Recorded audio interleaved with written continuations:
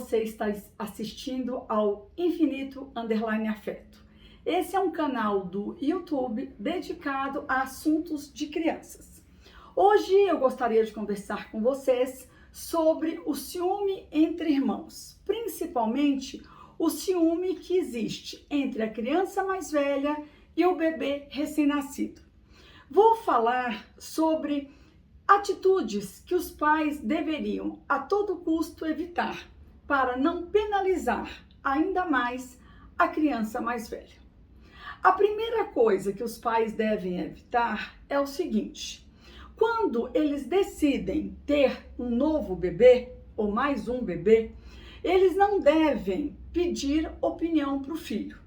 Se o filho gostaria de um irmão, se o filho gostaria de uma irmã, se o filho gostaria de dar o nome para essa irmã, nada.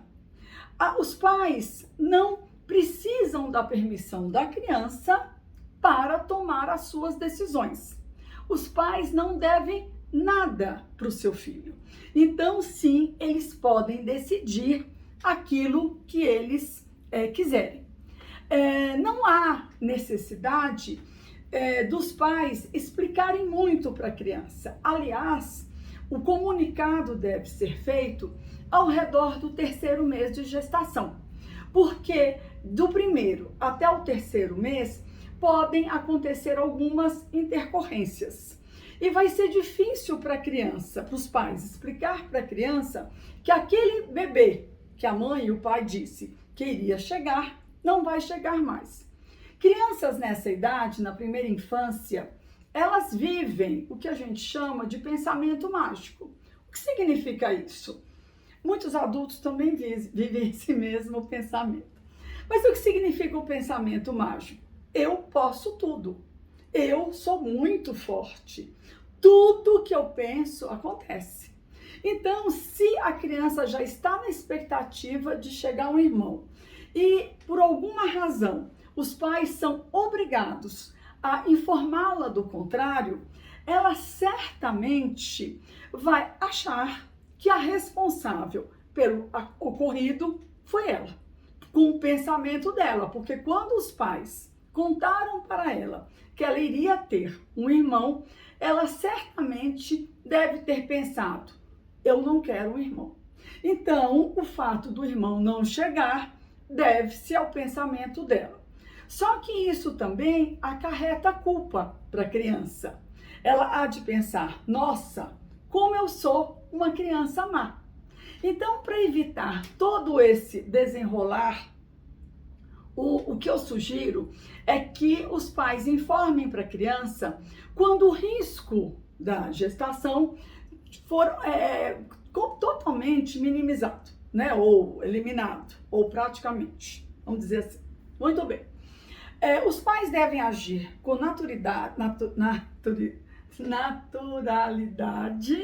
devem informar a criança que haverá mais uma criança na casa, né? E não devem pedir para a criança ser a portadora da informação para avós, para a madrinha, para vizinhos, para amigos, né? Esse é um papel que compete única e tão somente aos pais. Os pais têm que entender que a criança está sendo constituída psiquicamente, o que significa dizer que ela está aprendendo a pensar. Além de engordar e crescer, ela também está aprendendo a pensar. Pensamentos que são só dela, ou seja, pensamentos subjetivos. Daí a expressão, né, constituição subjetiva. Essa criança que pensa, ela levanta hipóteses. Então, a criança começa a se perceber mais vulnerável naquela situação que até então ela julgava que ela julgava reinar absoluta e estar totalmente segura. Então, ela começa a perceber que se ela faz alguma coisa que desagrade os pais, ela pode ser colocada para fora da casa. Por quê? Os pais já têm outro bebê para substituí-la. Diante dessa maneira de pensar do bebê, é que os pais, por outro lado, têm que tomar muito cuidado quando eles projetam para a criança uma expectativa de que ela gostará do irmão, né? Então, beija a barriga da mamãe, o seu irmãozinho vai ser muito seu amigo, vocês vão brincar junto, coisa que não vai acontecer, em hipótese alguma. É uma criança de 3, 4 anos, não brincará de fato, não terá como amigo, nesta idade, um bebê recém-nascido, né? E ao contrário, a rotina da casa vai virar de ponta cabeça, né? A criança terá a mãe dividida com outra criança, a criança mais velha terá a mãe dela dividida com outra criança, a mãe não dará tanta atenção para ela, tudo vai girar em torno desse bebê, seja porque ele chorou, seja porque ele dormiu, seja porque ele sorriu, enfim, o que a mãe fala, de fato, não corresponde com a realidade. Então, é importante os pais demonstrarem uma empatia pelo sofrimento da criança, porque, claro, que essa criança está em sofrimento. Ela está se sentindo traída pelos pais. E o ciúme que essa criança sente é igual o ciúme que o adulto sente. Não é porque a criança é pequenininha que o ciúme é um ciúminho pequenininho. A dor é a mesma. Então, os pais têm que levar isso em consideração e têm que aproveitar qualquer manifestação de desagrado do filho mais velho e conversar com ele.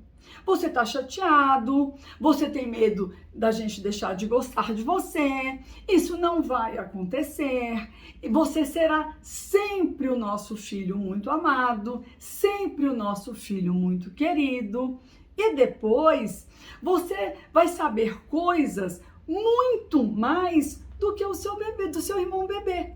O seu irmão bebê, ele vai nascer sem cabelo, você já tem shampoo da Mônica, já lava o cabelo, corta o cabelo no cabeleireiro, ele não tem dente, você já come pizza, já toma sorvete e já come milho na espiga. Então, é importante os pais mostrarem para a criança mais velha todas as competências e tudo aquilo que ela já tem, né? Para que a criança perceba que os pais estão orgulhosos dela e ela também se olhe no espelho e fala: nossa, eu sou tudo isso. Na medida em que os pais passam essa segurança para a criança, claro que não é que a questão dela estará resolvida, ela vai continuar com uma pulga atrás da orelha, mas vem outra aí, mas ela vai lidar com a situação de uma forma muito mais segura, né? Então, quando os pais optam por fazer uma reforma no apartamento para separar as crianças, eu oriento incluir a criança mais velha no quarto onde ficará o bebê. A criança não pode se sentir excluída daquele momento. Ela precisa estar o mais próximo possível dessa situação nova para que ela possa compreendê-la, para que ela possa entendê-la. Muitas vezes, os pais, no afã de querer agradar o filho mais velho, deixam-no sozinho no quarto. Isso é péssimo, porque a criança não vai compartilhar de nenhum momento do bebê com a mãe, do bebê com a vovó, do bebê, ou compartilhará pouco, porque ele terá que dormir cedo, levantar cedo, porque ele já tem que ir para a escola. Então, os pais devem montar o quarto de uma forma que caiba os dois, né? Berço e aqui uma cama turca. E se não tiver lugar para cômoda, não tem problema, a cômoda vai parar no corredor ou então num outro quarto. Mas o importante é dar a chance da criança grande conviver com a criança pequena. E no futuro próximo, ali, um ano depois, a mãe vai sentar para contar história para os dois, o pai vai sentar para contar história ou fazer um joguinho de percurso para os dois. E as crianças terão que se respeitar mutuamente. Se no começo a criança mais velha acorda porque o bebê chorou, passados aí 2 dias, nem isso, ela já vai virar para o canto e vai dormir, né? Por quê? Porque ela vai ignorar aquele som, uma vez que a mãe já estará presente. O que é importante quando os pais tomam essa decisão? É ficar atentos para as atitudes da criança mais velha. Porque mesmo, como eu disse agora há pouco, mesmo a gente tomando todos esses cuidados de não sobrecarregar a criança mais velha com uma expectativa que ela não conseguirá cumprir, ela pode ainda ter desejo, sim, de machucar. É óbvio que a ideia dela é tirar aquela criança do caminho dela, né? Mas ela pode ter essa ideia. Então, é importante para os pais, sempre que perceberem qualquer movimento nesse sentido, e isso é uma questão de observação, os pais apontarem que não se bate em quem é menor do que a gente, que não se faz maldade com quem é menor do que a gente. Então, isso também vale para eles, que não podem fazer nada com quem é menor do que eles, ou seja, com esse filho mais velho, né? E podem continuar o discurso dizendo o seguinte: eu sei que você está muito chateado com o nascimento, sei lá, da irmã, do irmão, enfim, né? E você não precisa gostar dele, né? Assim, não precisa, você vai aprender a gostar dele aos poucos. Então tem que tirar esse fardo do ombro, dos ombrinhos daquela pequena criança. Ai, nossa, que bom, então eu não preciso gostar? Não, mas você não pode machucá-lo. Você pode chamá-lo de careca, você pode chamá-lo de banguela, você pode chamá-lo de molenga, de chorão, de cocozento, mas não pode machucá-lo. Mas pelo menos foi dado à criança mais velha uma válvula de escape, que é: eu não gosto de você. Nossa, ótimo, porque é claro que isso é uma situação pontual, é uma situação na qual a criança está se sentindo ameaçada e que com o passar do tempo ela verá que de fato não é ameaça nenhuma para ela. Né? Ao contrário, o bebê vai conquistá-la, o bebê vai seduzi-la, eles vão acabar ali meio embolados brincando. Então, isso vai passar. Mas a criança precisa desse alívio, né? Outra coisa que é importante os pais saberem, eles têm que mais ou menos saber o que vai acontecer. Se será parto normal, se será cesárea, como é que se o bebê tem risco de nascer de repente, para poder preparar o filho mais velho, né? Então, numa conversa simples, por exemplo, pode-se dizer que: olha, filhinho, está perto do seu irmão nascer, da sua irmã nascer, se já tiver nome, fala o nome. E quando isso, a gente não sabe a hora que vai ser, né? Se vai ser de manhã, se vai ser de tarde, se vai ser de noite.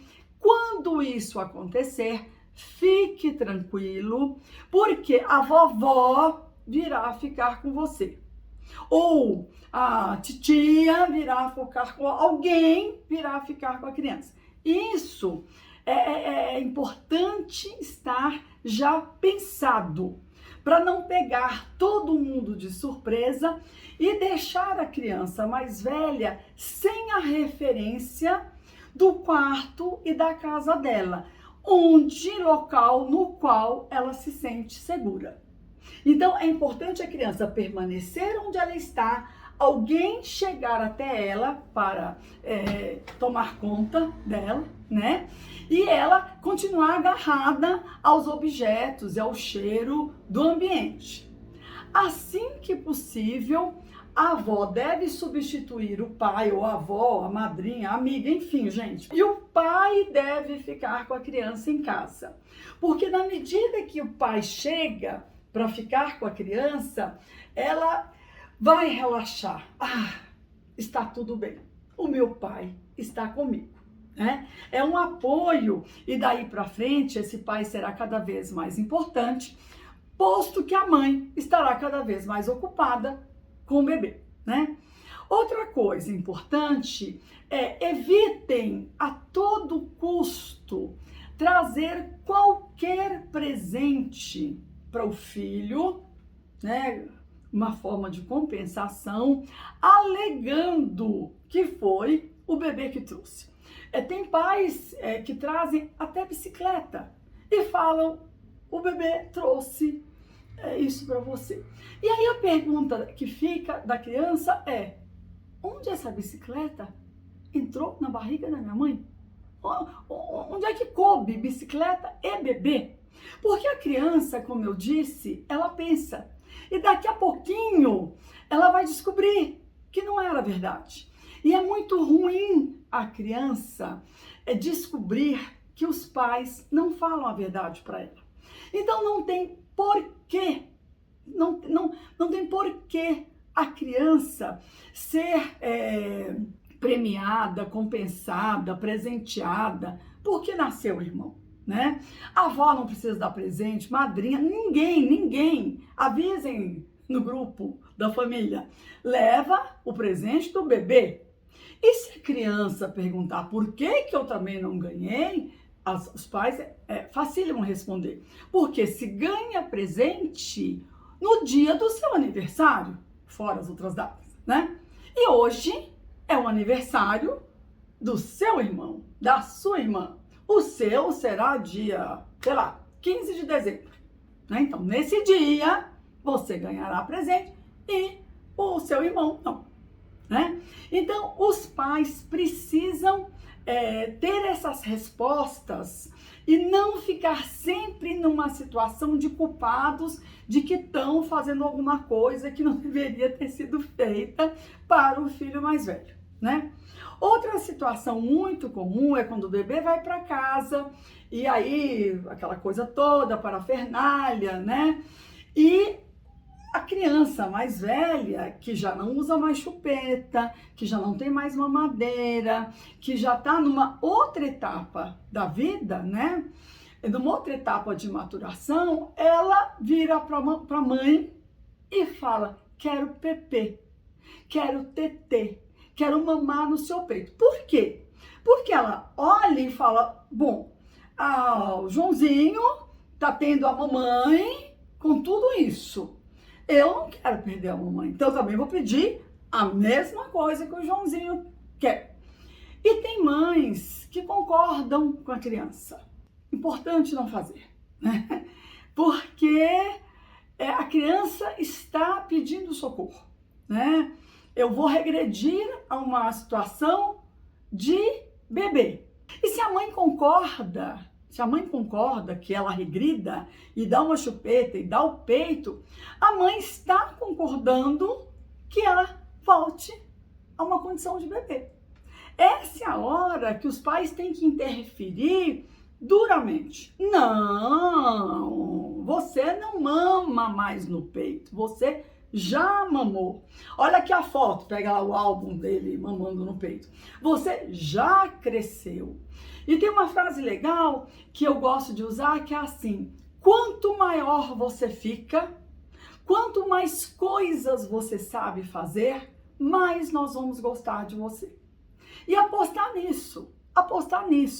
Bebê, criança grande, né? Então é assim, primeiríssima e primeira infância, né? Então, nada de concordar com que a criança insegura pede. Não, você não pode concordar com isso, né? Bom, de todas as coisas que eu falei, a última coisa seria manter a rotina normal da criança mais velha. Ela vai para a escola, ela continua como se nada houvesse. Para ela perceber que, de fato, a chegada do irmão, fora a trabalheira que vai dar para a mãe e para o pai, pouco vai afetar. Quer dizer, vai afetar na medida que ela vai perder um pouco do afeto, do carinho e tal. Quer dizer, perder fisicamente, né, eu digo, o tempo. Mas a vida dela continua. Né? Então é muito bom se ela for para a escola e se os pais conseguirem, isso é facílimo hoje em dia, né? Que ela leve uma foto do irmão na maternidade com ela no colo e ela chega toda orgulhosa, mostrando para os amigos: veja, eu tenho um irmão. Isso é tudo de bom, porque todo mundo ali naquela idade vai invejá-la. E na saída da escola vão pedir para a mãe, também quero um bebê, né? Bom, hoje eu vou ficando por aqui. Se vocês tiverem mais dúvidas, por favor, mandem pra gente, para que a gente possa conversar sobre isso, tá bom? Obrigada pela atenção. É muito bom falar para quem quer escutar.